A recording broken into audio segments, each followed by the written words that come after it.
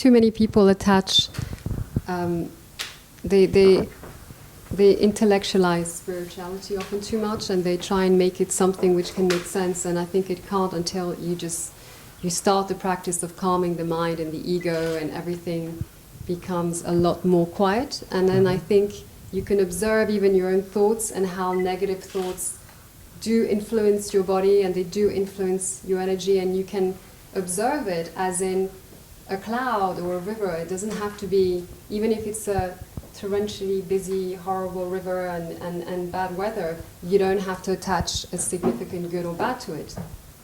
And I think that's when often people think that they fail on this journey, because they're attaching, well, I'm not at this stage, and they compare themselves to others who are at higher levels, and they're just not accepting of themselves, and that as well stops you from going deeper into yourself and just going back to the basics of just being the observer of non-reaction.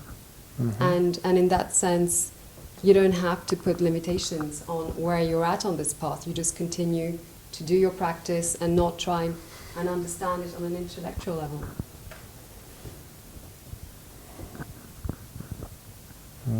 Yeah. Is there a question? No, I was just... So, yeah, because I can see this is, yes, you're contributing to the dialogue. If I Mine is more a question of, for me personally... if you can just, so that we don't lose this recording. Like a spiritual practice as such is perhaps one thing. I'm really wanting to go more into that very subtle moment of when you decide to just invest your intention in one way, your attention in one way or another. I mean, for me it's easier to sit down and say, okay, now I'm going to do 2.5 hours of a certain practice. But then when I get up, am I going to is that going to be enough momentum for me to continue with awareness, to sit down and when I pray for my food, to really pray, to really be in it? Or when I'm with my son, can I be really there with my attention and my presence for him? Or am I going to be distracted to see if somebody's answered to my comment, and then I lose my attention to him, who in his innocence and beauty is much more important than whether somebody else has answered to my comment, and I lose the reality of the relationship with him. There are so many little examples. Or when I sit down and I've finished to sing, and then to feel that moment of finishing singing. That's living in the now, 'cause we all yes, that is living in the now. And what I'm saying is to cultivate each moment. You know, am I going to focus on this or that? And to have that presence of mind. And it's like an inner discipline that is like kind of beyond just any external practices. The external practices can perhaps help to ignite that. But, yeah, anyway, I rest it there. Sure. No, if you allow me to kind of reconcile the natural exchanges that took place, is that what you expressing and what you, Imana, is expressing has value of its own from where that value expresses itself and to where it is implied. And I can hear exactly what you're trying to say, exactly where you come from, and I can hear where you come from when you say that, that simply remaining in the witness or remaining in being aware of whatever that experience is without putting a qualitative judgment or qualitative measure to it, that all this it has value of its own. It has value of its own. However, there is a slight difference, and I understand where the question comes from. I understand where the question, or like that sharing, comes from, is that it is indeed not easy because there are certain limitations at work still are expressing themselves. So it's in a way, there is this, like, the school of Eckhart Tolle, that methodology of being in the now is very much as that only what is now is important. And many people successfully have been applying that methodology to the experiencing, let's say, that kicks in from the past and are here to overshadow what is being experienced at this very moment, or dreaming or like yearning for the future experience, how that robs of that very experience. However, at the same time, and I'm speaking from direct experiencing of working with those people who came, let's say, failing to apply this, to implement these methodologies, and say, but what do I do? Let's say, and there are dramatic examples, let's say something like, my son committed suicide or something, and how do I, being in the present moment, you cannot say that person be in the present moment, because there is a deep trauma, there's a deep stress, there's a deep something that needs to be processed, and it will take time before it will be processed. So to say remaining in the moment, I could say, well, that's also an intellectual idea. Just as you said that we often intellectualize, people often intellectualize about spirituality. It's also the cravings and the aversions and these attachments that we have to everything that also Sure. disbalances. Yes. It's just always you're either craving a good experience and then you have an aversion to a bad experience, and that bad experience is terrible, so we're always craving, and it's a constant cycle of this.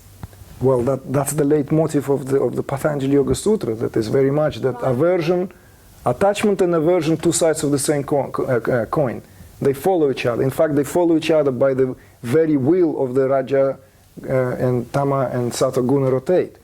When we remain a little more detached to those, then we find a lot more peace, I think, in our lives. Whatever it is, we have no control of what's going to happen to our son or to people around us. We don't have control. We surrender to that as well in that practice. Sure, but like what I'm saying is that from that is again that I'm giving your own comment to yourself. How will you apply to that or to a person who lives trauma? Somebody who physically, mentally, emotionally, psychologically lives that, where what you could say, but that was in the past. Well, I'm sorry, for me it's my presence. That pain is my current state.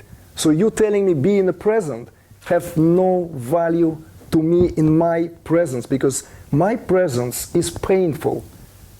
So telling me that my presence is painful because it is a painful experience in the past, to me personally is being insensitive or lacking in compassion. So this is why I say that it's much more subtle than just to implement a methodology of remaining in the now.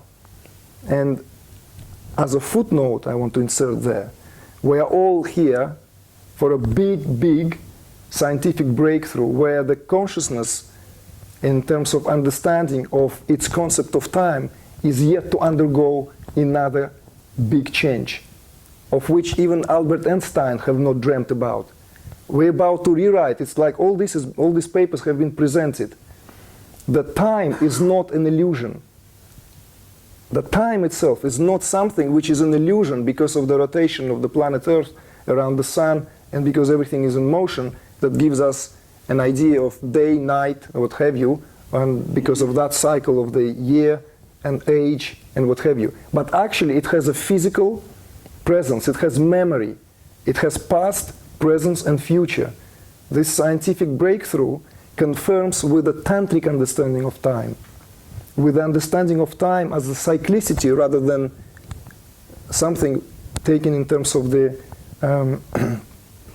what's the word?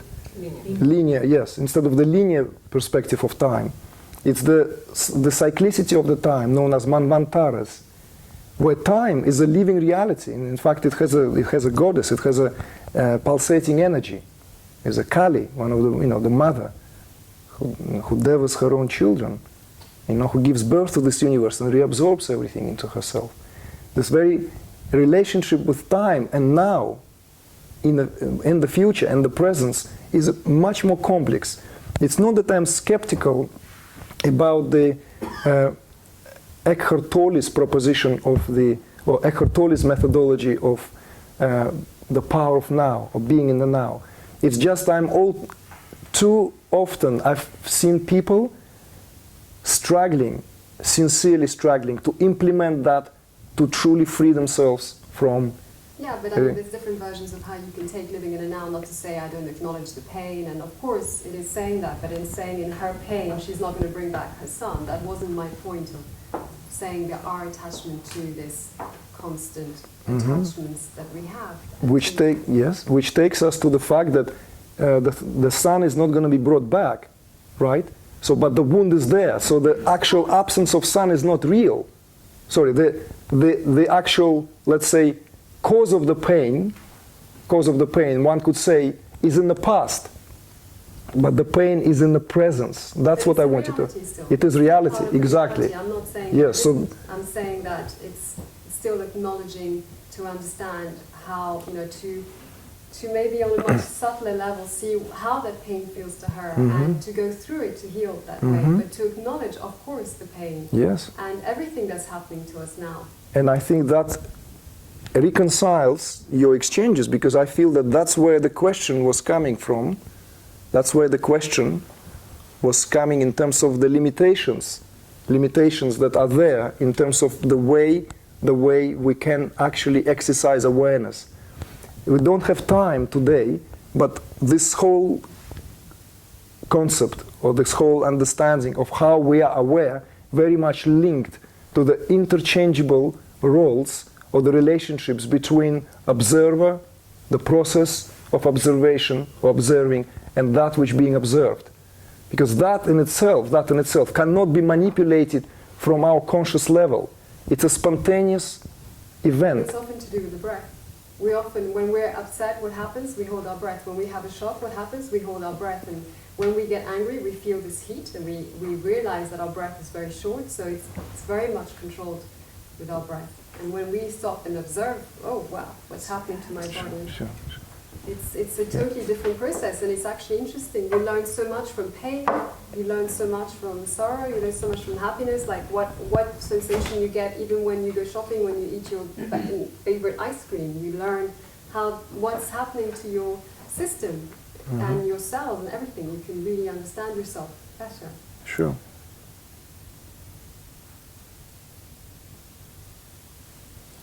But that relationship between the subject, object, and the experiencing, or the seer, the seeing, and the seen, is that what colors our awareness on the individual plane. And that colors. That what gives its qualitative experience. And that is not checked by the mind.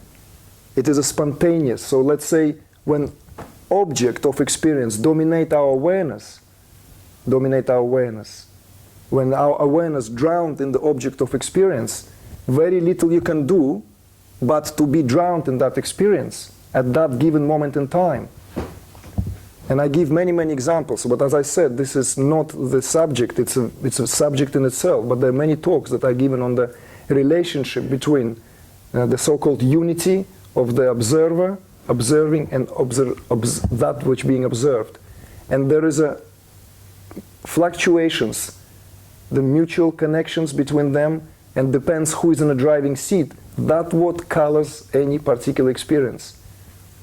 That's what gives us the sense of whether we are aware of what is taking place or not. If the aspect of seer, right, if the seer is drowned in the scene, right, drowned, not merged, it's two different things, then obviously there is no awareness as such of what is taking place.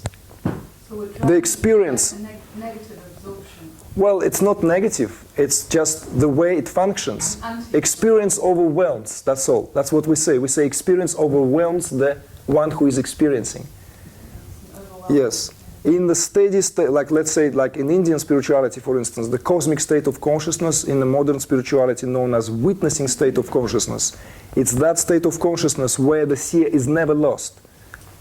Yet in the drowning, there can be on some level, some recognition of being drowned. Of course, because the fluctuations means that it is not black and white. You know, it has all the colors in between. But this is very... One could say, okay, there's a witnessing from that somewhere deep below that I'm experiencing drowning. So that could be like her thing of, you know, just experience what's going on, you know, the ups and the downs, the pain through the... Yes and no, because it's not really like that. When the seer drowns, right, so that when you, like, okay, looking at the roses now, and all roses, all there is. For that temporal awareness, for that temporal experience, that's all there is, you know? So like, do you see it? Once another aspect is overshadowed, it's overshadowed. It's as it were, that aspect has been experienced at the cost of another. Yes.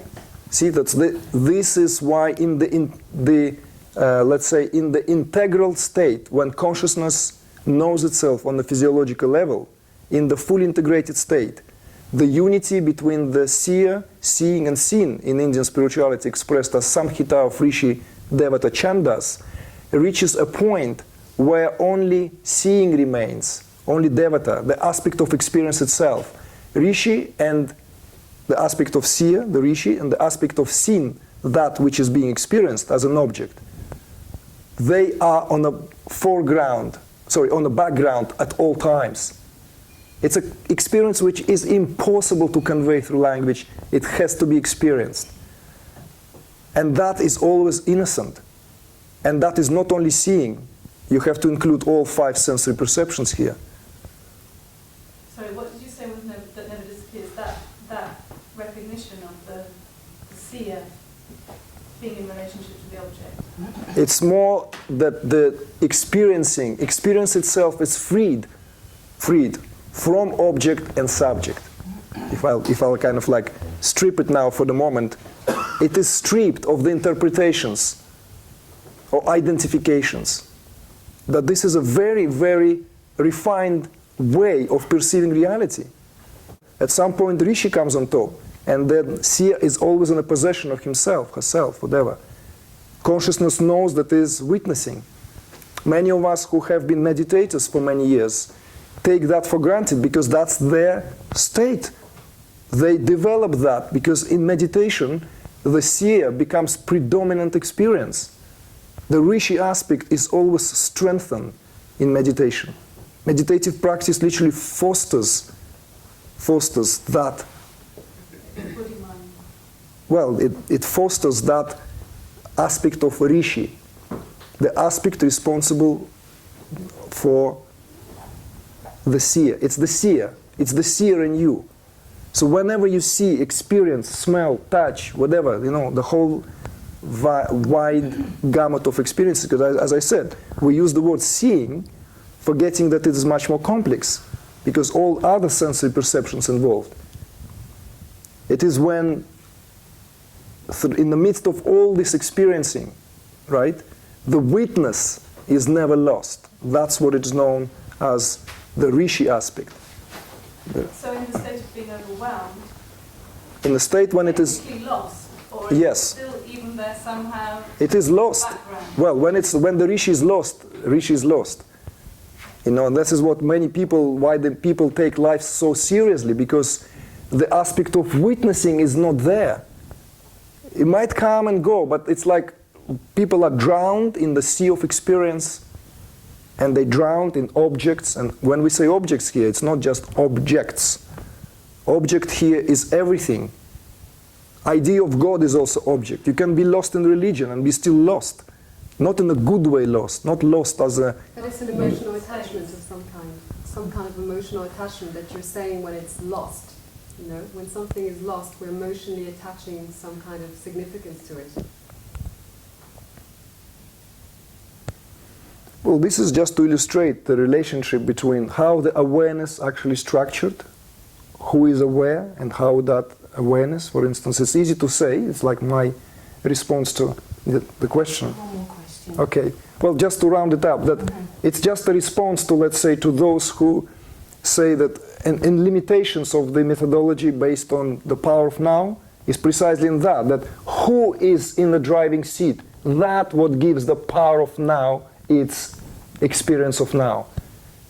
If experience overwhelms me, I cannot intellectually analyze, because that's not a real experience of being in a presence. It's still an intellectual idea. Okay, I'm here, I better it's good, it's an exercise, but it falls short. And this was the example of the unity of seer, seeing and seen is to be understood. It's very important, very, very important. You have to contemplate on that and understand that relationship, because that relationship gives you insight on the unity with diversity.